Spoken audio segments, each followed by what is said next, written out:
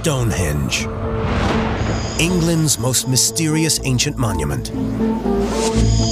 On a site older than the pyramids of ancient Egypt, 85 massive stones, some weighing more than 40 tons, stand guard on a remote and windswept plain. Why is it here? What's it for? How was it built? The answers are lost in the mists of time.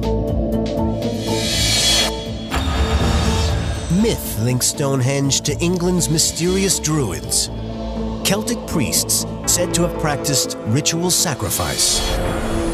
Now, naked science asks the question, who built Stonehenge? And unmasks the face of a man who may have helped build this astonishing ancient monument.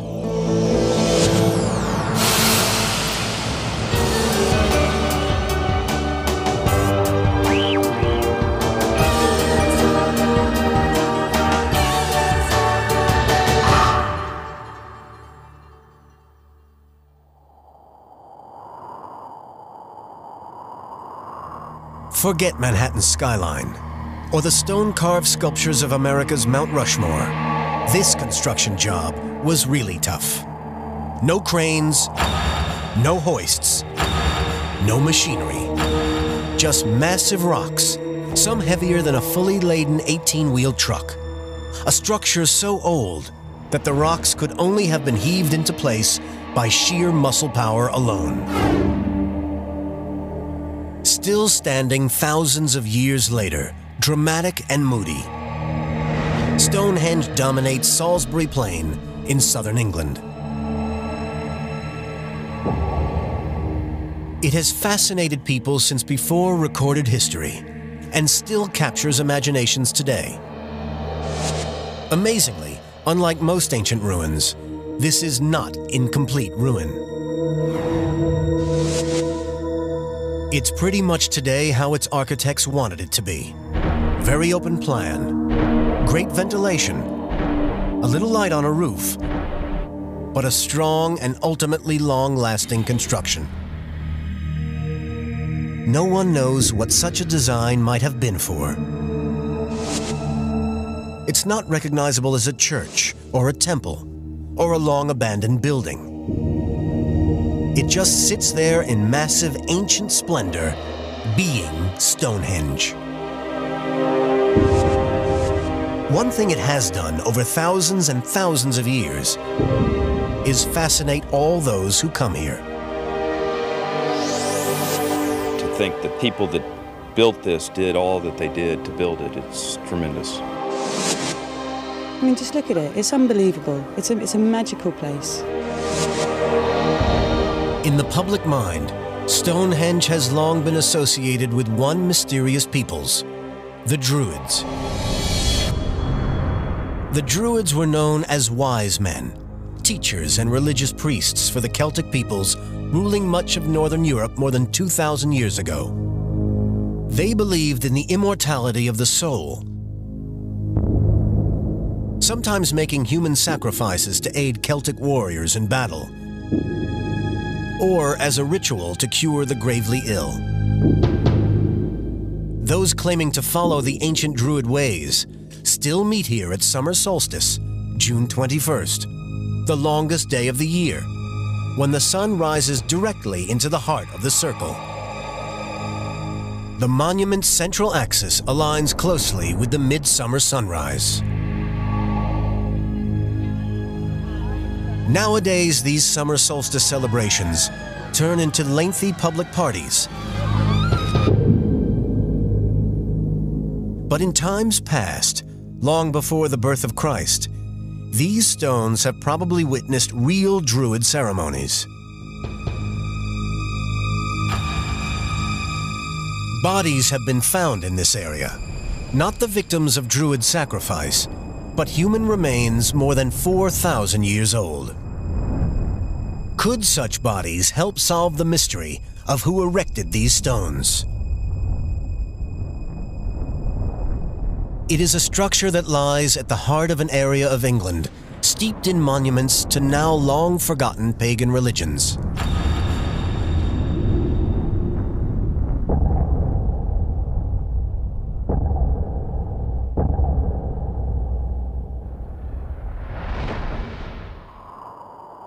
In this mystical heartland of England, there seems to be an ancient association with circles. Mounds that are circular. Circles of rocks. Shapes from our distant past.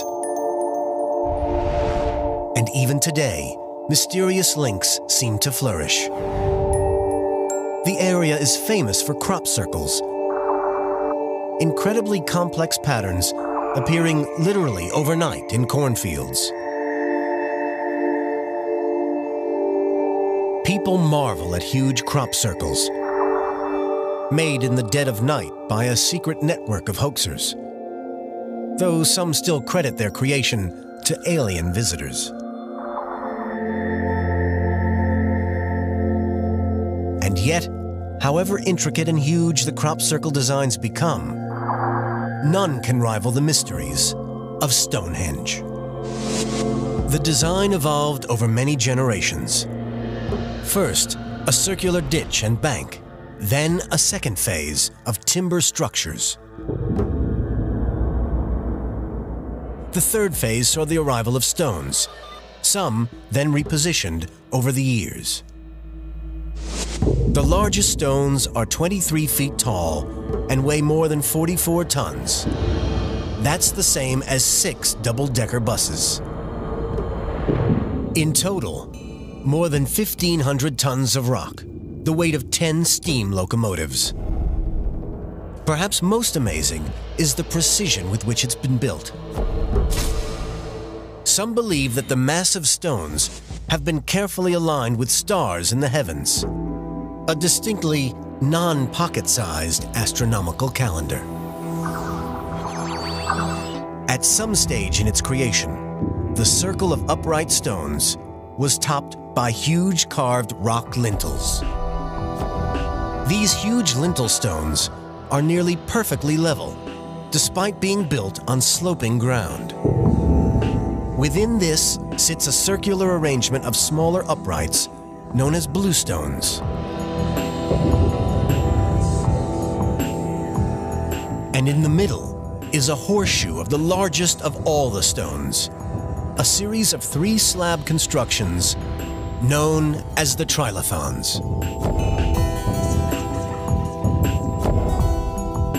Stonehenge is unique.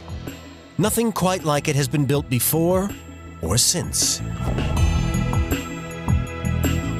But the question remains, who built it? There are a lot of likely suspects.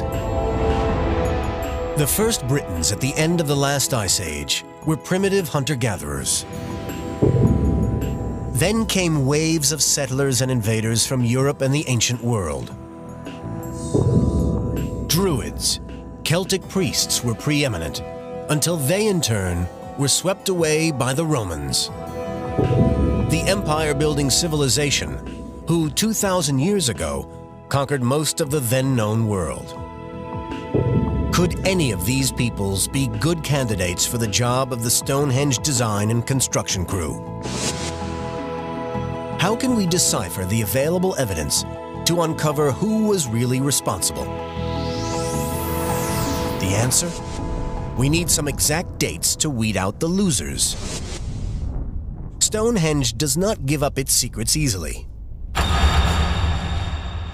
But there are clues to be found, if you know where to look, deep under the stones. Early archaeologists found antler horns, pottery, and even human remains in the area. Modern radiocarbon dating offers new and more accurate dates to work with. Superseding less reliable tests of the past, scientists can now test artifacts like this antler horn to tell exactly how old it is.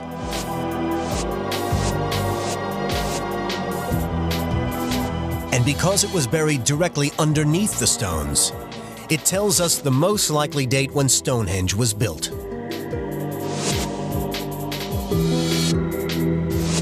In tests published in 1995, scientists discovered that some previous estimates had been wrong. The final phase of Stonehenge was older than they thought, It was built as far back as 4,000 years ago.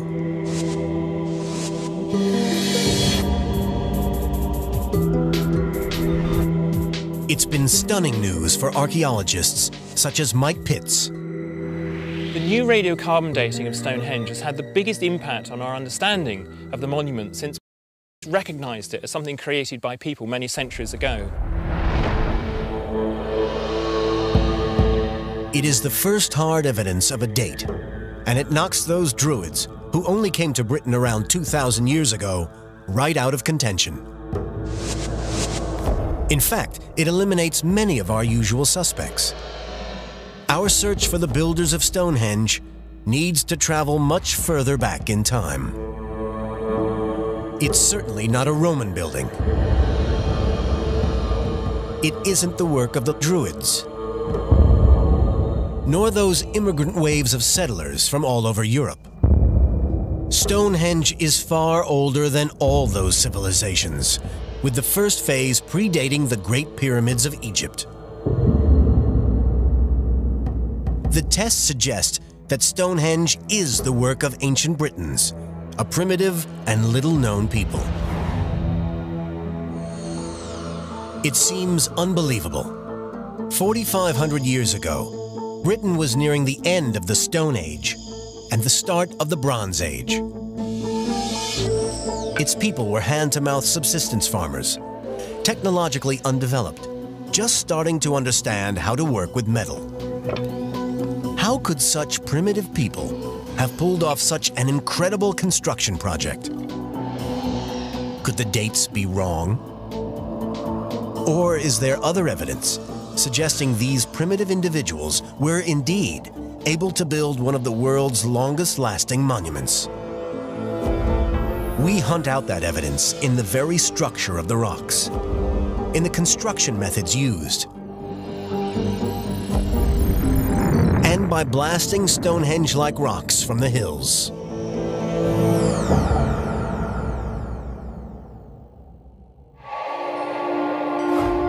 Examining Stonehenge, naked science has so far looked at ancient Druid rituals, mysterious crop circles, and the idea that a primitive ancient people could somehow have erected this astonishing monument. Could our Stonehenge builders possibly have been late Neolithic, early Bronze Age man?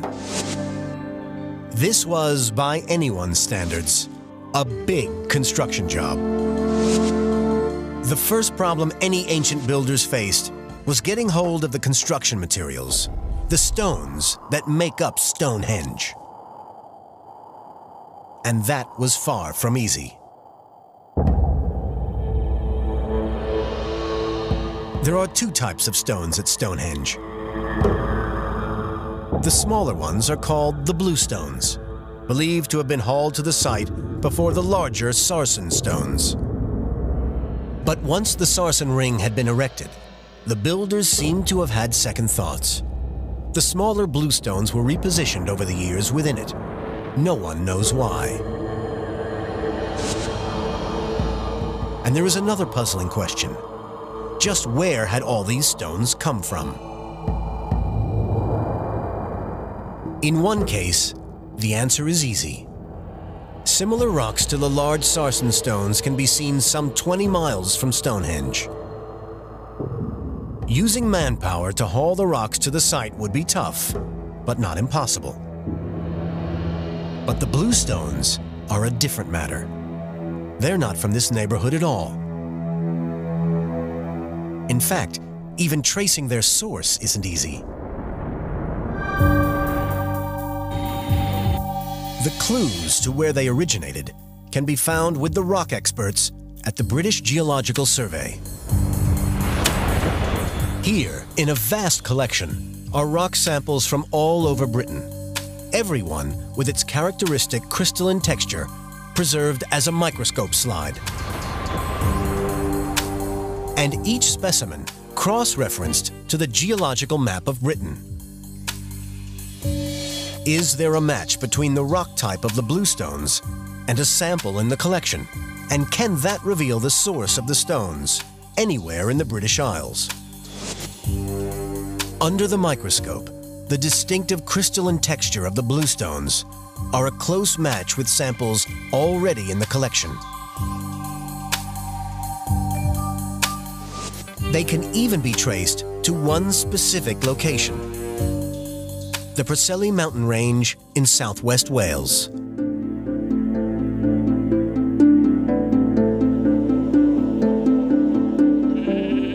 It's a clever piece of deductive science, but it poses as big a riddle as it solves.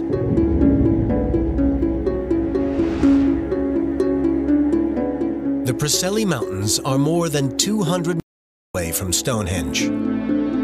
The journey kicks off in tough terrain, and then, just to make it tougher, involves crossing England's biggest tidal estuary.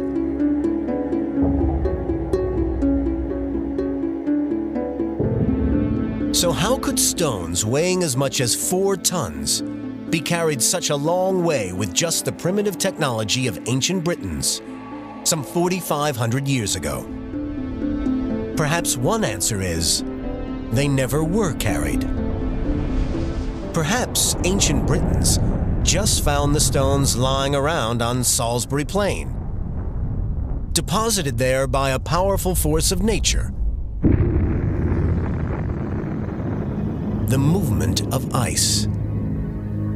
England's Ice Age, when massive ice sheets spread down from the Arctic as far as southern England. Glaciers so powerful, they could easily sweep huge rocks across the landscape. Could such glaciers be responsible for shifting the bluestones? Naked Science visits the remote mountains of Wales to seek the answers.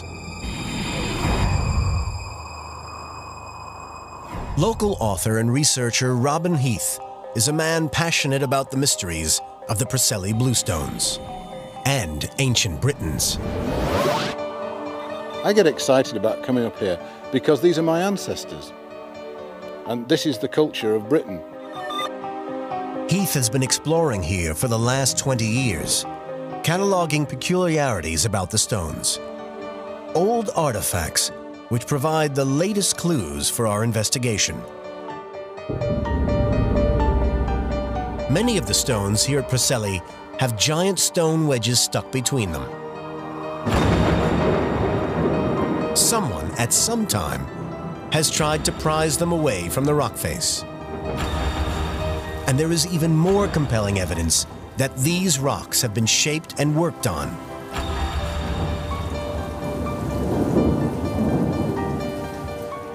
There are some stones that show evidence of being cut to size. And there are other stone tools being found by several people that appear to have been used for dressing the stone somewhat before its journey. The Stone Age tools found nearby suggest that these rocks were being worked by men around the time that the bluestones appeared at Stonehenge. But the most damning evidence that the glacier theory is most likely wrong lies, or rather doesn't lie, at Stonehenge itself. There are no other bluestones to be found where the monument stands on the vast expanse of Salisbury Plain. What sort of glacier would deposit only these few massive rocks and leave no other trace of its passage?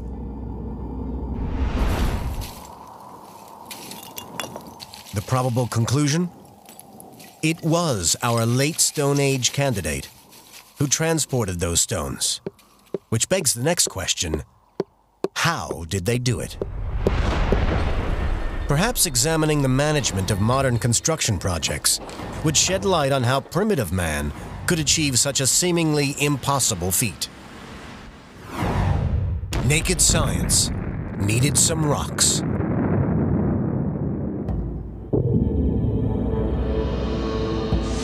Naked Science is hot on the trail of the people who built Stonehenge. So far, we have learned of a newly confirmed date for the construction of the final phase of this fascinating World Heritage Site. A date which seems to prove that late Stone Age Britons must have built this incredible construction, and that these primitive people were somehow responsible for hauling some of the massive stones hundreds of miles across rough terrain and tidal estuaries. Can naked science help establish just how they achieve such a feat? We call in a professional, an undoubted expert in managing massive-scale construction projects, someone with a passion for both construction engineering and ancient archaeology, a qualified engineer with an interest in Stonehenge, Rick Smales. I got interested in archaeology and ancient construction primarily based on my background in construction and my love of history. And I was always curious, like most folks are, well, how did they do that? Modern United States construction projects may be 4,000 years and an ocean away from Stonehenge. And the tools they use just couldn't be more different. But the basic principles bridge the centuries between them. Well, the first thing that we would look at is the actual site itself. Now, in a normal construction project, when the project is finished, we have as-built drawings that identify everything that was put into the project. In the case of Stonehenge, we obviously don't have the drawings, but we have the actual structure itself. Using Stonehenge's structure as a project blueprint, Smales works backwards to the basic steps required for such a construction task. Step 1. Get your construction materials to the building site.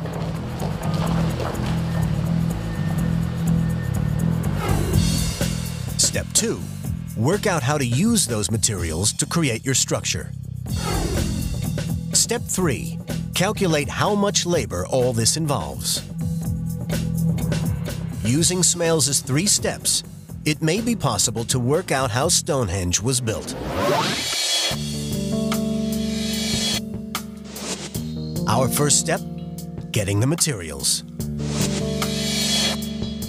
The 40-ton sarsen stones are relatively easy. They are believed to have been brought to Stonehenge from a site about 20 miles away. How did ancient Britons move such massive weights? A decade ago, a team of engineers tried to solve this problem. With the help of volunteers, a wooden sled, and a lot of grease, they moved a 40-ton rock hundreds of feet. Still, nothing compared to the 20 miles that the ancient Britons would have faced. Even trickier would have been getting those bluestones 240 miles from the place where they were quarried in the mountains of South Wales to Salisbury Plain.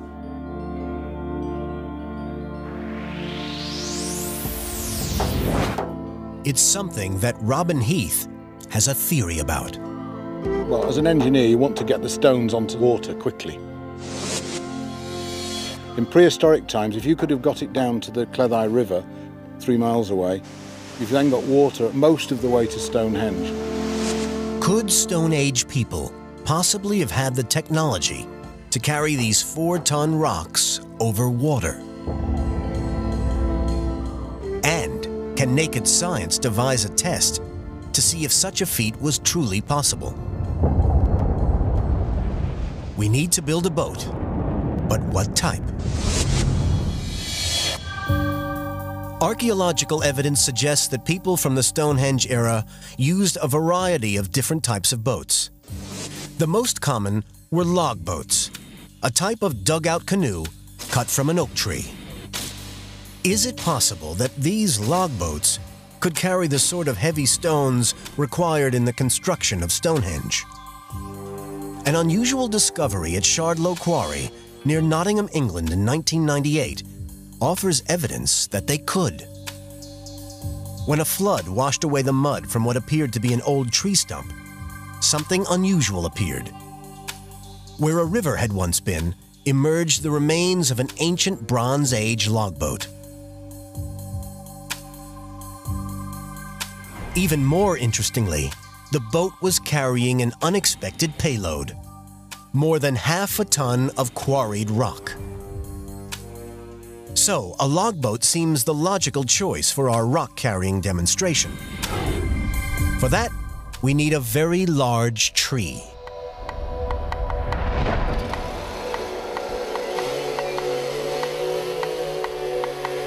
Fortunately, we find foresters culling some older oak trees from a hardwood forest.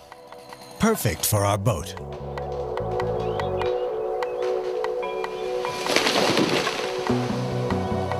Now we have a log. We need someone to sculpt it into our boat. Not many people make ancient logboats for a living, but Naked Science tracks down ancient woodwork expert Damien Goodburn, who takes up the challenge. What we're setting out to do here, to make a vessel that will carry the stones with the maximum buoyancy and reasonable stability, is to take a pair of dugout boats and link them together with a simple platform of poles, and then the stone will be something like that. So that's our aim. The practicalities of it may be quite difficult, but that's what we reckon should work. Right tools for the job and help from some friends. Goodburn thinks the boat can be ready in 2 weeks. What I have here is a very simple diagram of the boat we're trying to build. A very, very simple shape. The design is straightforward. The log will be hollowed out to form a wide, flat-bottom boat suitable for carrying heavy loads. These will carry the maximum possible cargo on the shallowest possible draft. So it seems to me this could be an ideal early Bronze Age barge for moving heavy weights, which is what we're about.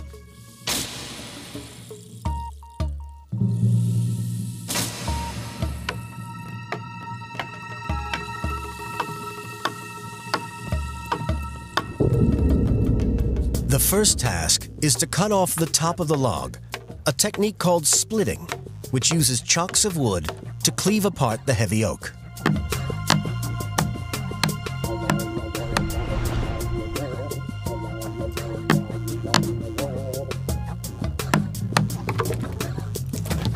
Wind your fingers. The team shows that the technology of the time would have worked. Completing the whole boat by hand would be authentic, but time-consuming.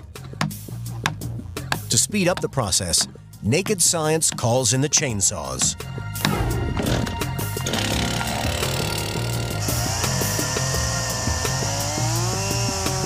Our boat's construction is well underway, almost ready for its 2 greatest tests. A, will it float? And B, can it carry a Stonehenge-sized stone?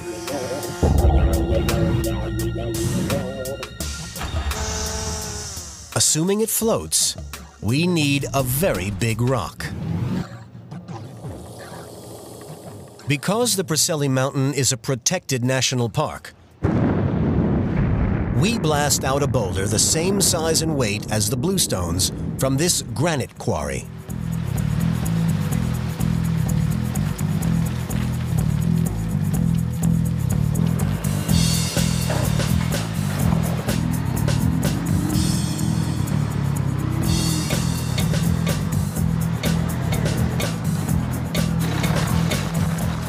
A substantial crane lowers the massive weight onto a sled at our boatyard.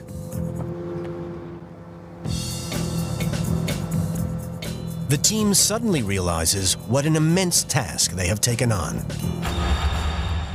We've always known it's going to be too much to balance such a load on our one finished logboat. To make it work, another logboat built by Goodburn 14 years ago is standing by. If the team doesn't get the boat finished soon, they will miss the high tide, essential for launching the heavy weight of the boat. The plan is to lever the boat over oiled skids and slide and pivot it down to the water's edge.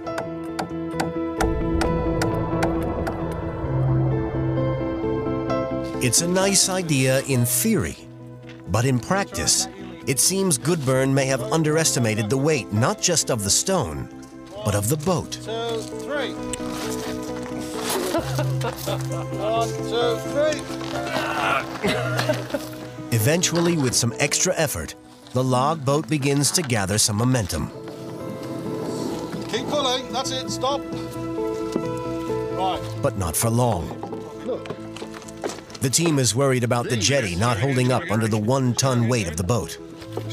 These are just fairly rotten 3x2s, and I'm not sure that's going to take a ton weight.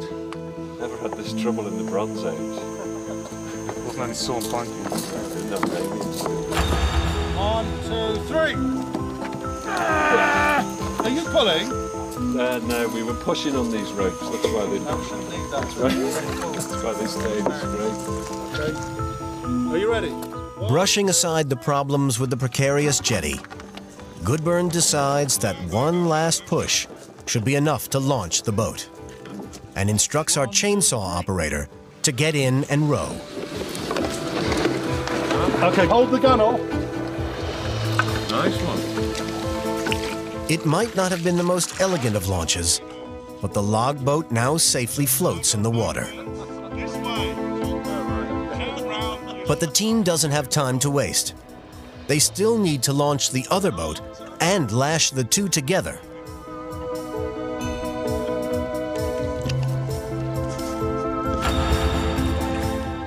But one of them is sinking.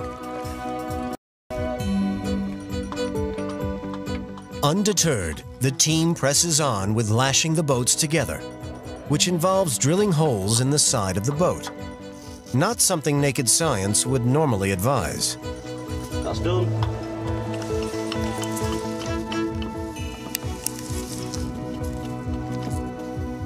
With the boat secured, the task of getting the stone on board begins in earnest. Okay, you ready, people? Yep. 1, 2, 3.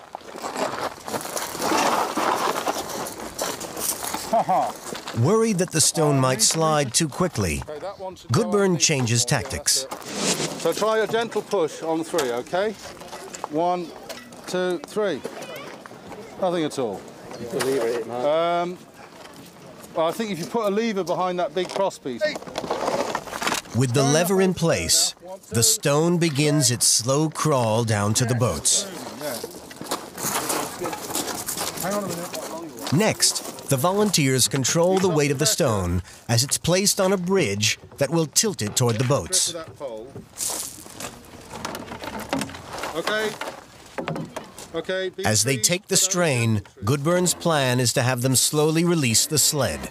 Okay, let go on that side a little. Relax slightly. But then, disaster strikes. Let the boat out, please. Oh, we need to pull this over now. Goodburn is too distracted to notice what has happened. But the stone is still slipping, and he hasn't realized that the sled is now stuck underneath the poles on which it is supposed to be resting. By the time they notice what has happened, the tide has started to turn against them, and a frantic rescue plan is devised. Now, what we really want, if there's any chance on Earth that you could pull uphill there. The idea is to winch the sled up, reposition it, and then remove the bridge all before the boat gets grounded. On 3. 1, 2, 3. Yes, enough. Hold it. Lean back. You can't pull if you're vertical. You've got to. The sled is now in the right place, but there is a much more pressing problem. The boats are dangerously close to sinking. They plug the leak with flax and lard, which should last at least a couple of hours.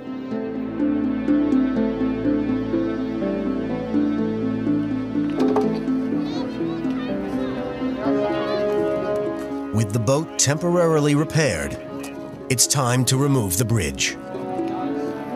Can you pull it right out now, please? Gently, not too fast. Okay, you can just pull it clear, okay. Now what do we do? Fortunately, someone comes up with a solution. And with one last use of the indispensable lever, the stone is leveled. That's the one.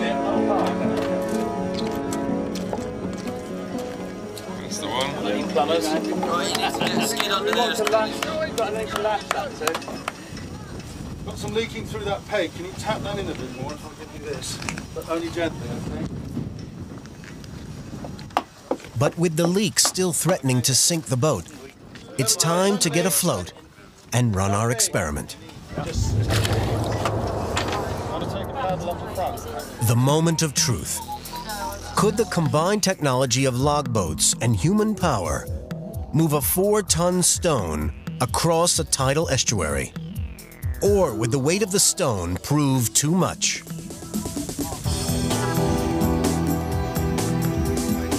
Naked science has finally done it. We have proved beyond doubt that Britons in the period between the late Stone Age and the early Bronze Age could have moved bluestones from Wales to England to build Stonehenge. But we had it easy.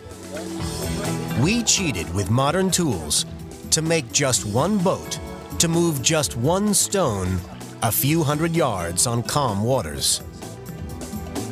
Our ancient cousins seemingly built boat after boat and moved stone after stone hundreds of miles across open sea. The scale of investment of time, human effort, and ingenuity is almost beyond comprehension. And this from a supposedly primitive people.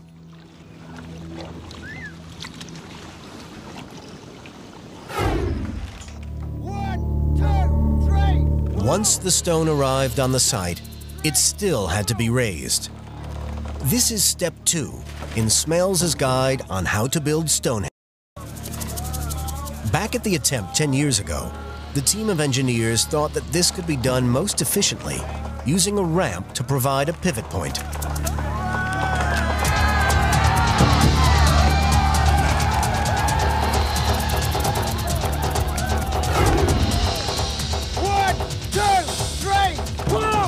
It seemed that raising the large topstones or lintels was not beyond Bronze Age Britons either.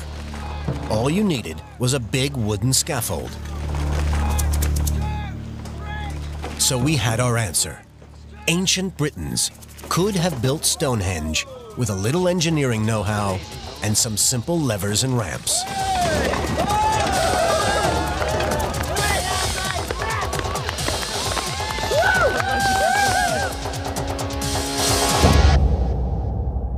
Armed with all the data, can Smales calculate just how many man-hours of labor it would have taken to carry out all of the work? We're looking at probably a peak workforce of maybe 300 people, taking on the short end, the quickest it could be built, maybe 2.5, 3 years, and using in the order of 1.5 million to 3 million labor hours. The work may have been spread out over generations, much like a medieval cathedral. But what could have possibly motivated them to undertake such a huge project?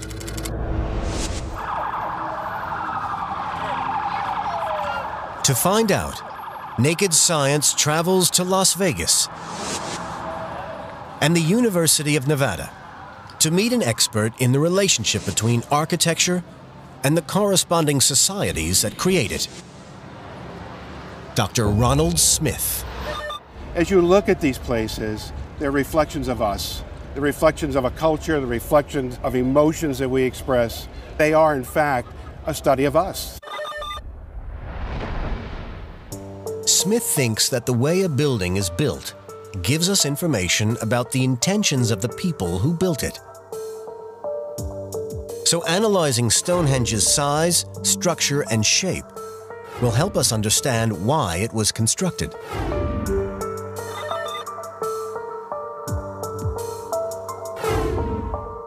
Smith explains his theory with a modern example, Las Vegas. Why, for example, are all the buildings so big? Large in America is seen as good, is seen as beautiful. We are a country of large things, from buildings to cars. Everything large is good here. An interesting theory. But then when you start to look around, you realize that people do interact with buildings and structures in an emotional way. So going back a few millennia, was there something about the size of the stones at Stonehenge that reflects why the monument was built? The great appeal of Stonehenge, the size of these huge stones. It's a place to celebrate, a place to worship, a place to acknowledge something greater than what is human, something bigger than what we are, bigger than the tribe, bigger than the community. It follows that the size of the stones might have been designed to tower over worshippers, reminding them of an omnipresent God, just like cathedrals through the ages. Stonehenge as a religious site is also a theory favored by Mike Pitts. They weren't accountants. Stonehenge was not a housing estate. It was a religious monument. Perhaps the mountain, the Preseli Hills, was a sacred mountain, and there was something about the rocks on it that, when they brought them to Salisbury Plain, allowed them to bring something of that magic into their own world. There are so many possible explanations, and whatever was going on, I think we can be pretty sure that there were many of these things happening. All this new information starts to reveal that ancient Britons at the time of Stonehenge might not be the primitive people we once thought. In our probe into the origins of Stonehenge, we have established that its builders had solved difficult engineering problems and coordinated construction on a massive scale. We underestimated the abilities of these ancient Britons. How could we build a more complete picture of these people to reveal the truth about the builders of Stonehenge?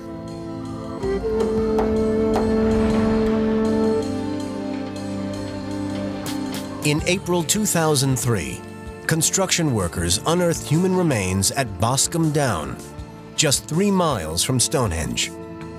Flint arrowheads found with the bodies earned them the nickname the Boscombe Bowmen. Could they offer evidence about the people who were alive when Stonehenge was built? They've been studied by Andrew Fitzpatrick of Wessex Archaeology. To start with, it didn't look all that special. It was only as the excavation was done that we realised there was something very unusual about the grave. Skeletons have been uncovered near Stonehenge before, but until now, they have either been foreign visitors or much later bodies buried many years after it was constructed. The new grave was quite different. So what does this excavation reveal? There are hundreds of bones suggesting multiple burials, something not usually known from this period. Who were these individuals? Could their remains hold the key to unlocking the mystery of who built Stonehenge?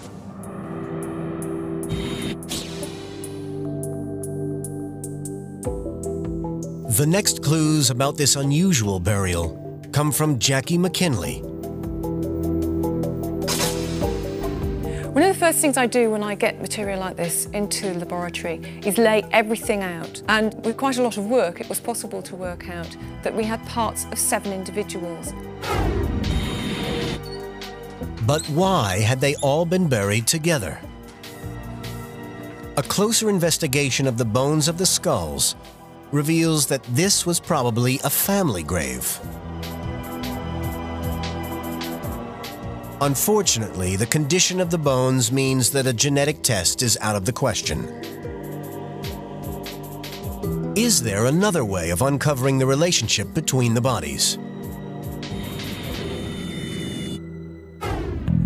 The breakthrough comes from a new test, capable of identifying the likely location where people were born by identifying chemical markers absorbed in their teeth. Could the forensic teeth test tell us if the bodies had come from the same place?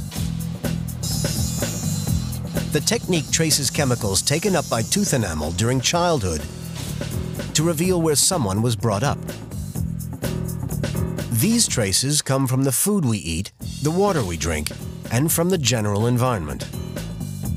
The teeth enamel is tested for 2 separate chemicals, levels of oxygen isotopes, and the isotopic level of the element strontium. Each reading is compared to a map of known levels of oxygen and strontium to reveal the locality that has left these telltale chemical fingerprints in the teeth.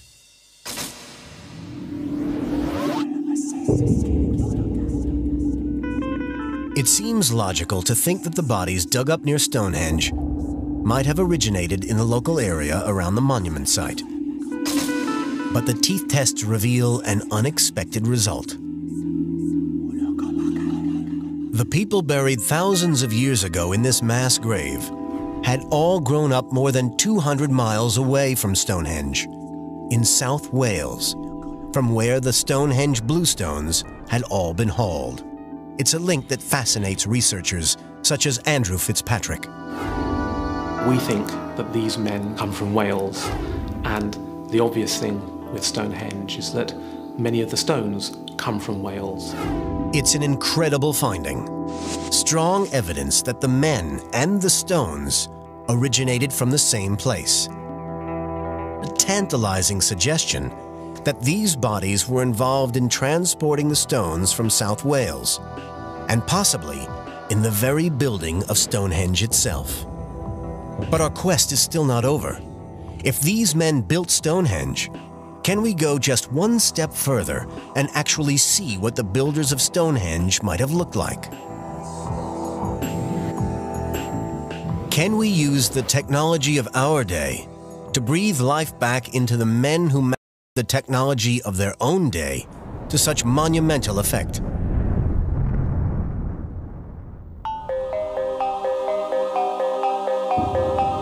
Taking the most complete skull, Naked Science conducts a unique experiment on a 4,300-year-old Stonehenge man. His bones are scanned into a computer, creating a three-dimensional image of all the skull fragments. And the computer calculates just how to rearrange the pieces of bone into an anatomically correct order. Then, it's up to the facial reconstruction team to try and assemble the jigsaw puzzle into a fully formed face. Here at the University of Manchester, experts use this new technique. Skilled facial anthropologists use advanced software to build layers of muscle. The system allows the operator to feel the contours of the skull, layer by layer, to create a three-dimensional model.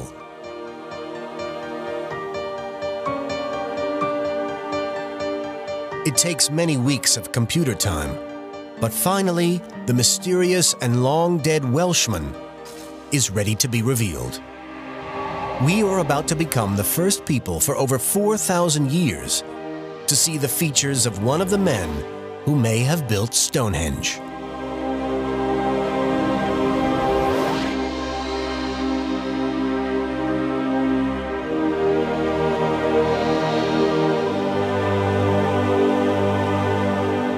Our quest to uncover the builders of Stonehenge has taken Naked Science from England's Salisbury Plain to the mountains of Wales. We have proved how ancient Britons could have hauled vast slabs of rock miles across land and sailed them across water to construct the monument. Examination of ancient graves has given us a face and shed new light on the origins of the peoples who might have come from far and wide to build Stonehenge. What the new science is telling us is that people were moving about, not just within Britain, but clearly all over Europe. And that one, I think, imagines now that the construction of Stonehenge would have been known about at least all over southern Britain, and that this was almost part of the purpose of it for the people who built it. It was a statement about their power. We still remain with an enduring mystery and nothing but many different theories as to why it was built. The only certainty remains the stones themselves, a monument that has stood proud and immovable for thousands of years, an incredible monument to the incredible ingenuity of the human mind.